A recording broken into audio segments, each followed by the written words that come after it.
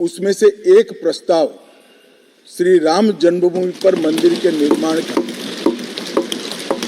उसमें मुझे मेरे विचार रखने के लिए आपने मौका दिया, इसलिए हृदय से मैं आपका धन्यवाद करना चाहता हूं। मान्यवर, मैं देश की 140 करोड़ की जनता की ओर से भी आसन का, स्पीकर साहब का धन्यवाद करना चाहता हूं, क्योंकि ये जो सदन है वो नियम से तो चलता ही है।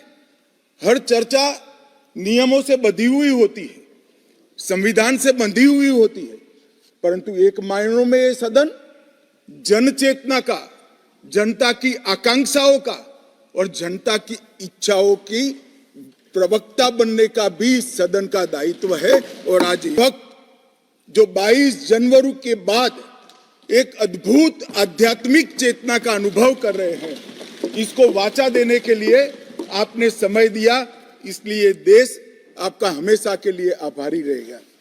मान्यवर, मैंने आज किसी का जवाब नहीं देना है। आज मैं मेरे मन की बात और देश की जनता की आवाज को इस सदन के सामने रखना चाहता हूं, जो सालों से कोर्ट के कागजों में दबी हुई थी। नरेंद्र मोदी जी के प्रधानमंत्री बनने के बाद उसको आवाज भी मिली, अभिव्यक्ति भी मिली। मान्यवर, 22 जनवरी का दिन, भले कुछ लोग कुछ भी कहे, मैं स्पष्ट रूप से देख रहा हूं 22 जनवरी का दिन 10 सहस्त्र सालों के लिए ऐतिहासिक दिन बनने वाला है। ये सबको समझकर चलना चाहिए। मान्यवर, जो इतिहास को पहचानते नहीं, ऐतिहासिक पलों को पहचानते नहीं, वो अपने अस्तित्व को, अपने वजूद को कहीं ना कहीं खो देते हैं। मैं आज फिर से एक बार कहने वाला हूं मान्यवर कि 22 जनवरी का दिन 10 सहस्त्र से भी अधिक सालों तक इस देश का ऐतिहासिक दिन है।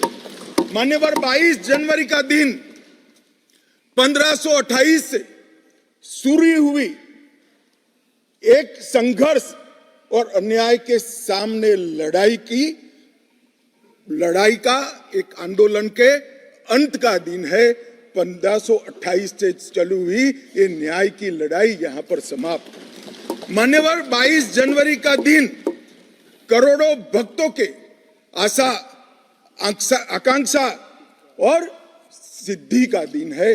उनकी आज आशा, आकांक्षा सिद्ध हुई है। मान्यवर, 22 जनवरी का दिन भारत की, समग्र भारत की, मैं चाहूंगा कि समग्र भारत पर पूरा सदन गौर करे।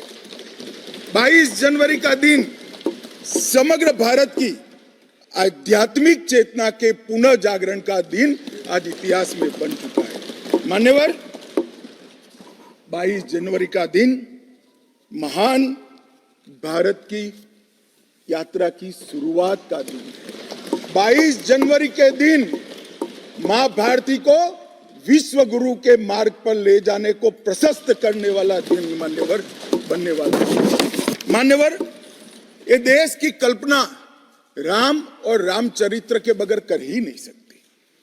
जो इस देश को पहचानना चाहते हैं, जानना चाहते हैं, जीना चाहते हैं, राम और रामचरित मानस के बगैर वो जी ही नहीं सकते। राम का चरित्र और राम ये देश के जनमानस का प्राण है। ये सबको समझना चाहिए, सबको स्वीकारना चाहिए। और इसीलिए मान्यवर, हमारे संविधान की पहली प्रत से लेकर महात्मा गांधी के आदर्श राज्य की कल्पना को राम राज का नाम लिया गया। संविधान में भी राम दरबार को स्थान दिया गया। मान्यवर, जो लोग राम के अलावे भारत की कल्पना करते हैं वो भारत को नहीं जानते, वो हमारे गुलामी के काल का प्रतिनिधित्व करते हैं। मान्यवर, राम व्यक्ति नहीं है, राम प्रतीक है। करोड़ों लोगों का आदर्श जीवन कैसे जीना चाहिए, इसीलिए उनको मर्यादा पुरुषोत्तम किया गया। राम का राज्य किसी एक धर्म, एक संप्रदाय के विशेष के लिए नहीं है। राम का राज्य, आदर्श राज्य कैसा होना चाहिए, इसका प्रतीक न केवल भारत, समग्र दुनिया के देशों के लिए बना हुआ है मान्यवर। और इसलिए मैं मानता हूं कि राम और राम के चरित्र को फिर से प्रस्तावित करने का काम 22 जनवरी को हुआ है, मोदी जी के हाथ से हुआ है, वो इस देश के लिए सौभाग्य का विषय है।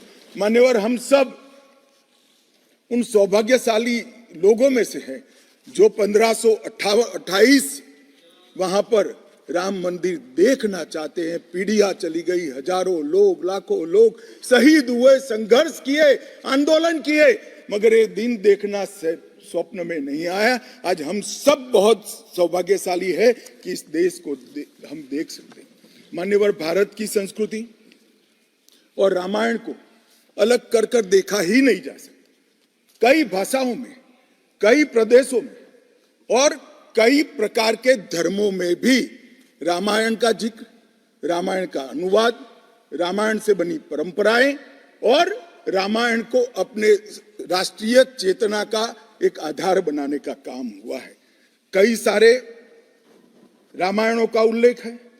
संस्कृत में वाल्मीकि रामायण, अध्यात्म रामायण, आनंद रामायण, अवधी में रामचरितमानस, उड़िया में 13 प्रकार के रामायण, तेलुगु में रंगनाथ रामायण, रघुनाथ रामायण, कन्नड़ में कुमुदेंदु रामायण, तोरवे रामायण, बतलेश्वर रामायण, असमिया में कथा रामायण, सप्तकांड रामायण और शंकरदेव ने भी वरगीत के अंदर रामायण का वर्णन किया। बंगला में भी रामायण मिलेगा, कश्मीर में भी राम अवतार चरित मिलेगा, बौद्ध परंपराओं में भी हनुमान जातक में रामायण का जिक्र मिलेगा, मैथिली में भी रामायण है, पंजाबी में गोविंद रामायण है। इतना ही नहीं, ओवैसी साहब चले गए, मुल्ला मसीही ने भी रामायण मसीही लिखकर सबके लिए इस आदर्श को प्रस्तावित किया है। कई सारे देशों में भी रामायण को स्वीकारा है और एक आदर्श ग्रंथ के रूप में प्रस्तावित किया है। विदेशों में नेपाल, जावा, इंडोनेशिया, कंबोडिया, तिब्बत, ये सभी देश भाषाओं में रामायण का अनुवाद भी हुआ है और उससे प्रेरणा भी ली जाती है। हमारे यहाँ आदिवासी जीवन भी एक प्रकार से अलग संस्कृति से, अलग परंपराओं से रचा बचा। उरांव में, बोडो में, संथाल में, संकाल में, बिरहोर में और छोटा नागपुर में सभी जगह स्थानीय भाषाओं में रामायण का अनुवाद भी हुआ और रामायण के आधार पर अपने जीवन को, आदर्श को बनाने का काम भी हुआ। मान्यवर, राम और रामायण से अलग इस देश की कल्पना हो ही नहीं सकती। मान्यवर, ये जो राष्ट्र की इच्छा की परिपूर्ति सम्माननीय मोदी जी के हाथ से 22 जनवरी को अभिजीत मुहूर्त में हुई है। ये लड़ाई 1528 से लड़ी जा रही है। दशकों तक ये लड़ाई चली। मान्यवर, दशकों तक लड़ाई चली। लगभग 1858 से कानूनी लड़ाई चल रही है। जब से अंग्रेजों का शासन था, 330 साल के बाद कानूनी लड़ाई का आज अंत आया है और रामलल्ला अपने गर्भगृह के अंदर विराजमान है। मान्यवर, 330 साल के बाद और 1528 से एक लंबा जो आंदोलन चला, उसकी समाप्ति हुई है और देश की आध्यात्मिक चेतना की जागृति हुई है। मान्यवर, मैं इतना ही कहना चाहता हूं, ये आंदोलन से अनभिज्ञ होकर कोई इस देश के इतिहास को पढ़ ही नहीं सकता। आज से नहीं, 1528 से हर पीढ़ी ने इस आंदोलन को किसी न किसी स्वरूप से वाचा दी और ये मामला लंबे समय तक अटका रहा, भटका रहा, लटकता रहा। आज मोदी जी के समय में ही इसको परवान चढ़ना था, इस स्वप्न को सिद्ध होना था और आज देश स्वप्न सिद्ध होता हुआ दिखा है। मान्यवर, राम जन्मभूमि का जो इतिहास है ये बहुत लंबा है। अनेक राजाओं, संतों, निहंगों, अलग अलग संगठनों और कानून विशेषज्ञों ने ये लड़ाई में योगदान दिया है। मैं आज ये 1528 से 22 जनवरी 2024 तक की संपूर्ण कानूनी और युद्धों की और आंदोलनों की लड़ाई को, इस सभी योद्धाओं को बहुत विनम्रता से स्मरण करना चाहता हूं और उनकी लड़ाई जब आज समाप्त हुई है, तब मुझे विश्वास है मान्यवर, वो जहां भी होंगे बड़ी आनंद की अनुभूति करते होंगे, अपनी श्रद्धा को चरितार्थ करने की अनुभूति करते होंगे।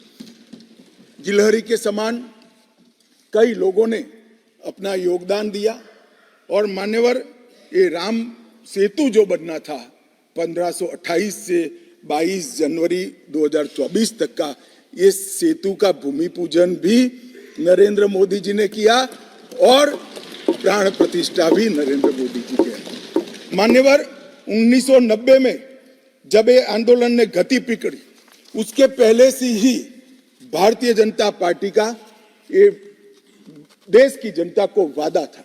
हमने पालमपुर कार्यकारिणी के अंदर हमने एक प्रस्ताव पारित कर कहा था कि राम मंदिर का निर्माण, इसको कोई एक धर्म के साथ नहीं जोड़ना चाहिए, ये देश की चेतना की पुनर्जागृति का आंदोलन है। इसलिए हम राम जन्मभूमि को मुक्त कराकर, कानूनी रूप से मुक्त कराकर वहां पर राम मंदिर की स्थापना करेंगे। अब इस देश में प्रॉब्लम क्या है साहब? जब चुनाव में घोषणा पत्र में लेते हैं तो कहते हैं चुनाव में वोट प्राप्त करने के लिए लिया, चुनावी वादा है। ये भाजपा ऐसे ही वादे करती है, 370 हो, राम जन्मभूमि हो, यूनिफॉर्म सिविल कोड हो, ट्रिपल तलाक समाप्त करना हो। अब ये कहते हैं आप ऐसे ही वादे करते हैं और ये वोट प्राप्त करने का जरिया होता है, और जब हम इसको पूरा कर देते हैं तो बड़ी खिलाफत करते हैं। मैं आज भी कहता हूं, भारतीय जनता पार्टी और हमारे नेता नरेंद्र मोदी जी मान्यवर जो बोलते हैं, जो कहते हैं, वो करते हैं। हमारी पार्टी का चरित्र है और ये कोई छिपी हुई बात नहीं है। किस चीज का आक्रोश? हम 1986 से कह रहे हैं कि हमारा भव्य राम मंदिर बनना चाहिए, संवैधानिक तरीके से। कुछ लोगों ने यहां पर और बाहर मीडिया के सामने प्रतिक्रिया व्यक्त की, वो कानून की दुहाई देते हैं। मैं उनको पूछना चाहता हूं कि मान्यवर, क्या सुप्रीम कोर्ट की 5 जजों की खंडपीठ के जजमेंट से आप वास्ता रखते हो या नहीं रखते हो? भारत के संविधान से वास्ता रखते हो या नहीं रखते हो? किसी ने अगर सुप्रीम कोर्ट की अवहेलना कर वहां पर मंदिर बनाया होता तो आप कुछ भी कह सकते थे, मगर जब देश की सर्वोच्च अदालत के 5 जजों की खंडपीठ ने, और जिसकी अध्यक्षता स्वयं चीफ जस्टिस ऑफ इंडिया और आने वाले 4 चीफ जस्टिस कर रहे थे, ऐसी महत्वपूर्ण बेंच ने जब ये निर्णय लिया, तब आप कैसे कन्नी काट सकते हो? मान्यवर, निर्णय पसंद हो तो स्वीकार कर लेना, सुप्रीम कोर्ट का सम्मान करना, और कोई निर्णय पसंद ना आए तो सुप्रीम कोर्ट के भी बड़ा बूढ़ा करना, ये ठीक नहीं है। मान्यवर, सुप्रीम कोर्ट के निर्णय ने आज पूरी दुनिया में भारत के पंथ निरपेक्ष चरित्र को उजागर किया है। दुनिया में एक भी देश ऐसा नहीं है जहां बहुमत समाज ने अपनी आस्था का निर्वहन करने के लिए इतनी लंबी कानूनी लड़ाई लड़ी। हमने राह देखी है, सुप्रीम कोर्ट में लड़ाई लड़ी, और सुप्रीम कोर्ट का जजमेंट आने के बाद वहां पर आज भव्य राम मंदिर बना है। मान्यवर, जो बोल रहे हैं उनको भी सब मालूम है कि क्यों बोल रहे हैं।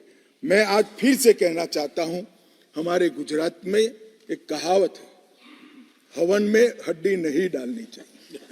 पूरा देश जब आनंद में डूबा है, पूरा देश आध्यात्मिक चेतना की जागृति का अनुभव हो रहा है, भैया स्वागत कर लो, साथ में जुड़ जाओ। इसी से देश का भी भला है और सबका भला है। मान्य